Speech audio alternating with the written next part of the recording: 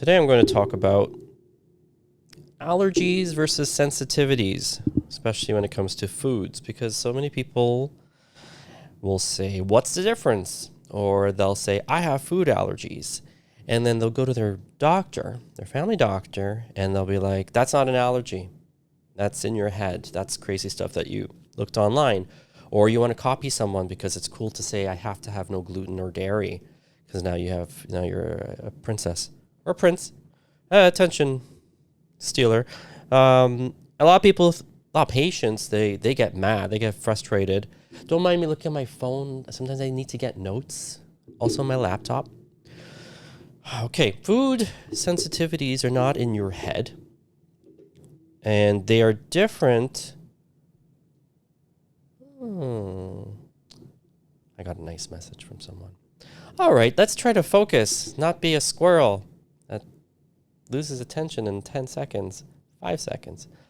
What am I trying to tell everyone? There is a difference between food allergy and food sensitivity. The difference is important. One does not negate the other. One doesn't necessarily explain the other. And I'd like to help people conceptualize what each one is and why they're so different and why it's confusing. Because it is confusing. Because most of the times people will be like, I don't know what to make of it, but whenever I eat something, I sometimes get sick from it, and sometimes I don't. So let's use that as the starting off point example. Let's say you eat a strawberry. And you eat strawberries like a regular person, and then one day you ate a strawberry and you broke out in hives. Never had that before. It was itchy for a day, gone. And at first you didn't think, was it the strawberries? Was it just an allergic? Did I run through the bushes? I don't know. And then a couple days later you ate some strawberries and nothing happened. So it's like, oh, I guess I'm okay. It wasn't an allergy to strawberries. And then 3 weeks later, you had a strawberry, just not thinking much about it, and then hives again. So is that an allergy? It could be. But is it a sensitivity? Possibly. See, the point is, you don't really know. And you don't really know based on the information you've received so far. What you need to know is if your body is creating certain immune cells that are specific to a type of response. There are things called immunoglobulins, sometimes known as antibodies, and our immune system is constantly making them. Every time you have any contact with the world, which is probably all the time, and contact meaning something is entering. It could be through your skin, through smell, through taste, like you're eating something. Most of the ways that we're introduced to things. Your immune system is monitoring it like the airport. Everyone goes through. Everyone's got to have a passport. If a new protein comes in. Now, proteins, I specify protein. The idea there is it's called an antigen. An antigen is something that is presented to the immune system. Now, there's a whole lactose and this and that concept that I'll maybe get to, but not to confuse people more. Essentially, everything that comes in, it needs a passport or a pass. And if it doesn't have a good passport or a clear passport, the immune system is like, whoa. We need to make sure you have some kind of passport because the next time you come in and you don't have the proper passport, we're going to attack you, which sounds very aggressive, but that's exactly what happens because that's what the immune system's for. It's security so that you don't take in something that's going to kill you because there's a lot of things in our environment that are bad for us. That's including foods. Now, that's one of the heads of the debate is how can a food be bad for you? And now I'm not talking about like saturated fats or like eating candy. I'm talking about a food item that you consume that is not in the, I guess, proper format. Now, what does that mean? Now, this is where it gets a little bit muddied. I'll take you through the steps. Let's say, animals eat raw meat. Humans tend not to.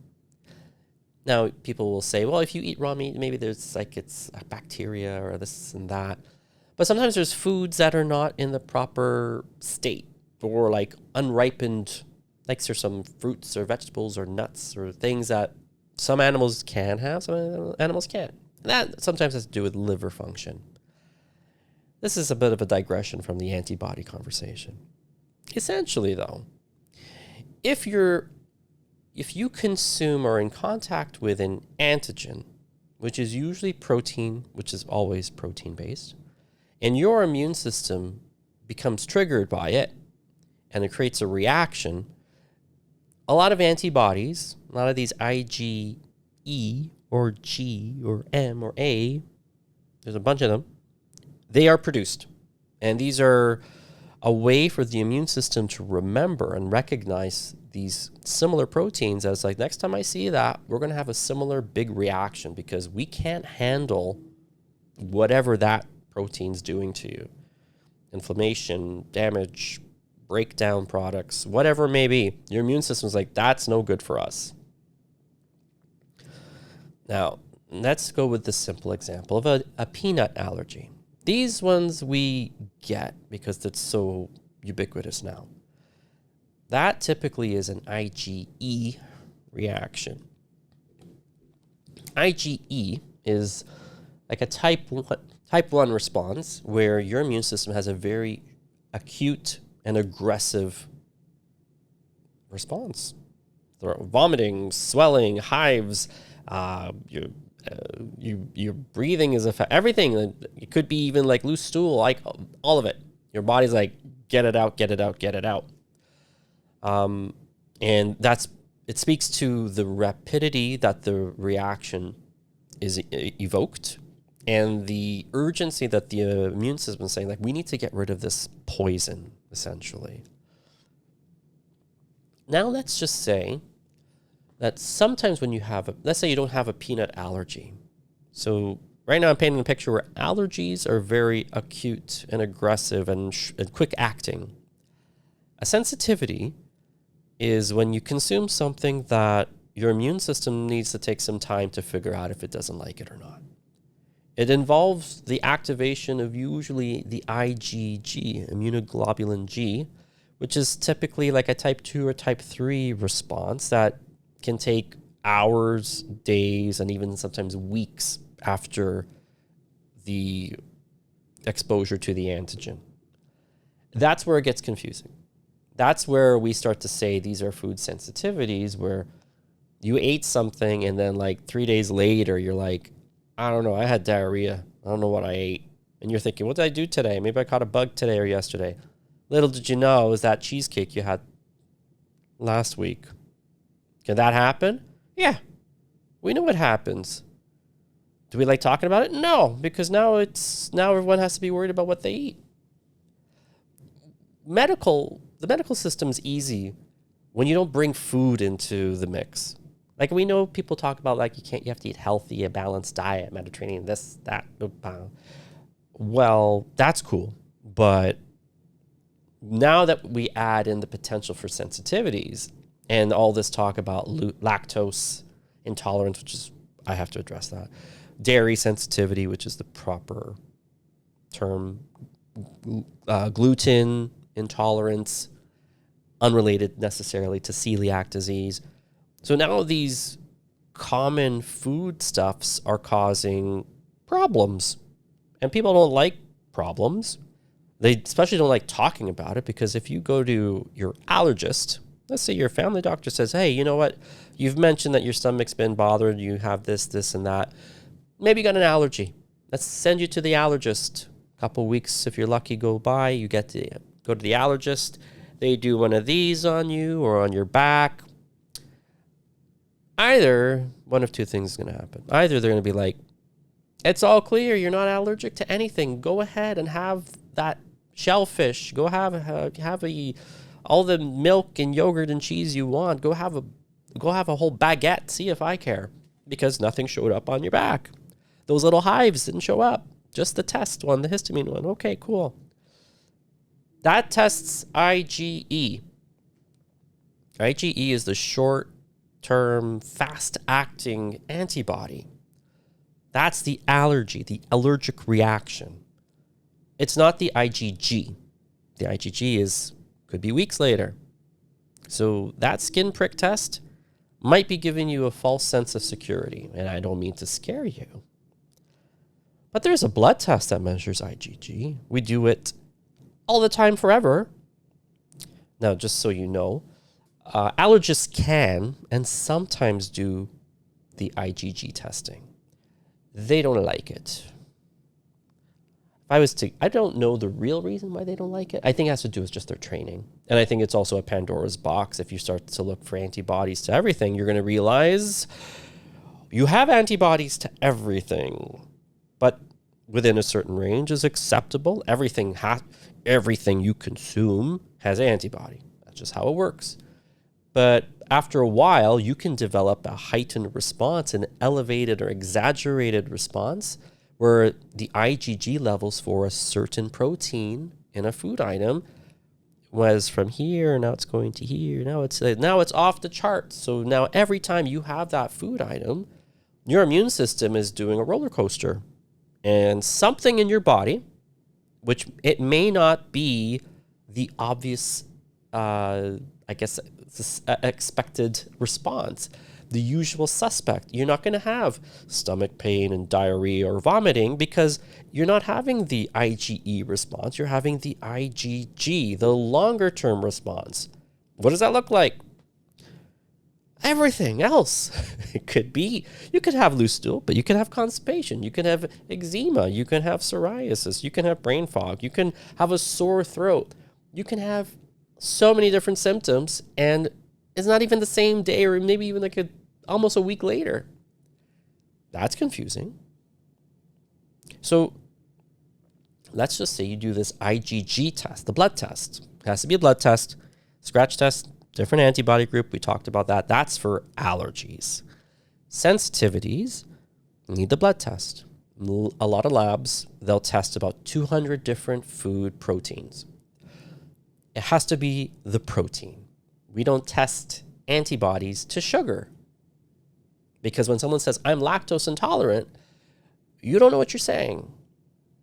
They'll say, no, because I'll get lactose-free milk and I'm fine. I'm like, you don't know that you're fine. You might not have diarrhea, but you might have an issue that dairy is causing. A lot of my patients will say, I'll eat something and then I'm fine. But then sometimes I'll eat it and I feel really sick. But I don't know how to, is it this? Is it sometimes that? It's hit and miss. And with sensitivities, the deeper understanding of it is the premise of upper digestion. I'll make a hot take now. If you are never stressed out and you produce plenty of stomach acid and enzymes when you have a meal, you are 90% likely to never have food sensitivities. And I'm basing this on tons of experience, but also when a patient that has lots of food sensitivities, they go on vacation, they come back and they're like, guess what I ate? I had ice cream every single day in your face and no problem. I'm like, that's good, terrific. And then what happened? What happened is when you got back home, you got cocky. And the first thing you did is, let me try some of that ice cream. And then you diarrheaed your pants. What happened? I know what happened. Reality kicked in. Because when you're on vacation, two major things are happening. One, you're not here being for us North America. You're somewhere else, hopefully, that the food there, your tummy's not used to, different antibodies, different proteins, and maybe it's a little bit more naturally processed. So that's already like your immune system's like, it looks different enough to me from our those wanted posters. It's like, if you see this little dairy protein, let me know. He's in trouble. But then that different dairy protein is like, doesn't look like this one, so I guess he's okay. And then the other thing is, when you're on vacation, you shouldn't be stressed. When you're stressed out, you don't produce acid or enzymes. And guess what's supposed to break down proteins in your stomach? Acid and enzymes. So if you have a better digestive process at the start in the stomach, you have less unprocessed proteins getting into the intestine, or it's presented to the lymphatic tissue and less likely to trigger an immune response. So a vacation is great for your digestion, usually. When you come back, it's a wake-up call. It's like, oh, darn it, I still can't have those cool things. So, I don't know, maybe you should move to where you want a vacation, or find out what your body's reacting to and not blindly indulge in it and then expect the same response not to happen. You're going to react. My take-home message for my patients is, if you want to feel better and you have symptoms that are consistent with food sensitivities, you have to cut out the foods that you're sensitive to almost completely. No one likes that. They'll be like, I can't live with that. I can't live like that. Or people, they'll be like, I'm Italian. I have to have pasta. I'm half Italian. You don't have to have pasta. It's not like a law. It's a stupid rule. I'm Italian. You're Italian. You're Italian. Okay, you're Italian. Tell me more about it without saying pasta. Okay. So that's what I wanted to talk about. Food sensitivities are different than allergies, different antibody, different time frame of reaction, different mechanism of identifying and testing, which is the blood test. Can you treat or cure for food sensitivities? If it's really bad, I would say that you always have like a degree of sensitivity to certain foods. I usually get people, once they do the food sensitivity test, we'll review the results, and I identify the major categories or groups or individual foods that are like, these are the worst of the worst, the top 10 lists, if you will. All the other ones that are kind of elevated or borderline, depending on what they are, usually using like experience and using the patient's feedback, I tend to be like, you could probably have those sometimes. It's probably not causing the problem. We're going to do gut repair. We're going to do digestive support with enzymes. And you're probably going to be gluten dairy free for like 3 months. They will feel better within 2 weeks. After the 3 months, let's say they're doing fantastic. Let's say it's their skin. Let's say they have really bad eczema. Eczema is one of the most common outcomes of a food sensitivity. And we see it as young as 6 months, even younger. And challenge me if you don't believe me. Deal with it all the time. Let's say that they're like, hey, my skin is like, it's never been better. I've been so strict. And then it was my birthday and I had a piece of cake and it was okay. No flare up. Then the next day I had leftover cake, I had another piece. And then my patch here started to bother me again. What happened to my was the last 3 months all for naught? I'm like, no. But that's your little that's your keep you honest spot. Because if you're starting to, go across the line a little bit too often, then your body's gonna be like, I'm starting to remember why we don't eat like that. So your immune system tries to forget if you give it the chance.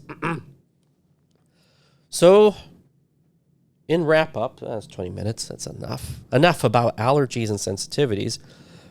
You should identify what your sensitivities are if you suspect that what you're eating is bothering you or aggravating any symptom.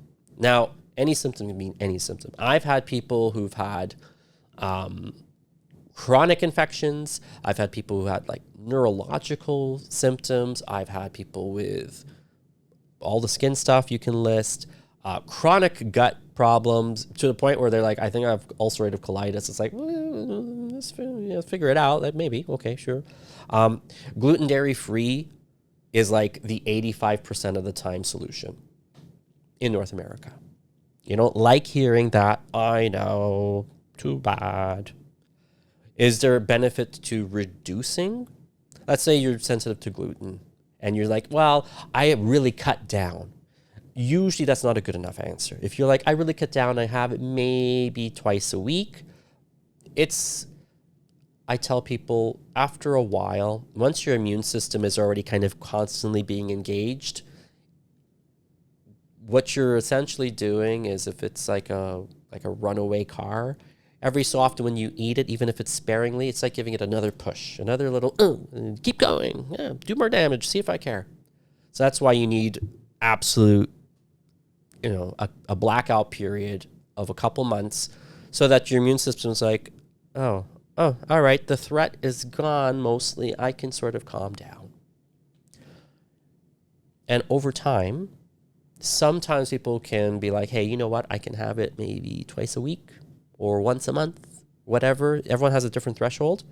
And they can have those sensitive foods that they don't seem to, it doesn't bother them to the same extent. Maybe they got a better gut biome. Maybe their digestive support is a little bit stronger. Maybe they're not under so much stress. And those are all major factors that can bring on the onset of a food sensitivity and perpetuate it. And trust me, if you put in the effort, you'll feel better. It'll start to not necessarily self-resolve, but we can really dampen the impact and the toll it has on you. So you get to the point where you do have some freedom to have things on occasion that you're like, otherwise you wouldn't be able to, and you'd be miserable.